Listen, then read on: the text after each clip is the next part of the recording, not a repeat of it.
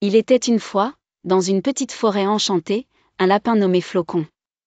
Flocon était un lapin très spécial, car il avait une passion unique, il aimait peindre des tableaux avec les couleurs de la nature. Sa fourrure était aussi blanche que la neige, ce qui lui avait valu son joli nom. Flocon vivait dans une confortable maison faite de brindilles et de feuilles, où il passait ses jours à chercher de nouvelles inspirations pour ses peintures. Chaque matin, il partait avec son sac à dos rempli de pinceaux et de pots de peinture pour explorer les merveilles de la forêt. Il peinturait les fleurs, les arbres, et même les animaux qu'il rencontrait en chemin. Un jour, Flocon tomba sur une partie de la forêt qu'il ne connaissait pas encore.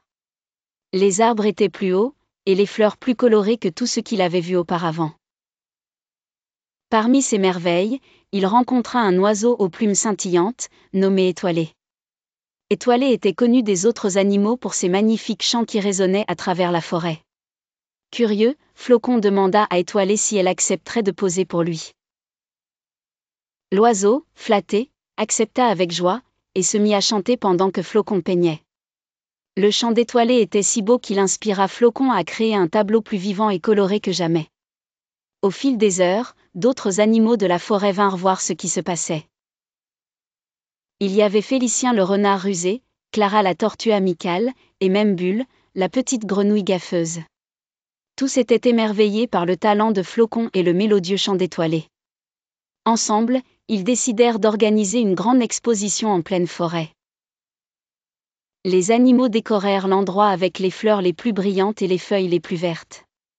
Tous participèrent, ravis de contribuer à cette belle célébration de l'art et de la nature.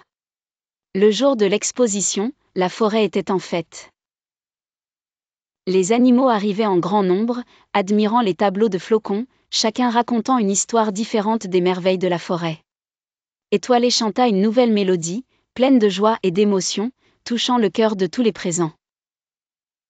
Ce fut un moment magique où Flocon se rendit compte que son art pouvait toucher les autres et apporter du bonheur.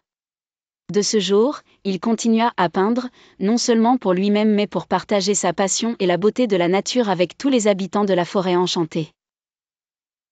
Et, bien sûr, chaque année, ils organisèrent une nouvelle exposition, créant un moment inoubliable à chaque fois. Ainsi, la forêt devint non seulement un lieu de nature, mais aussi de belles rencontres et de partages artistiques. Et c'est ainsi que l'histoire de Flocon, le lapin peintre de la forêt enchantée, resta dans les mémoires de tous ses amis et continua d'inspirer bien d'autres générations d'artistes.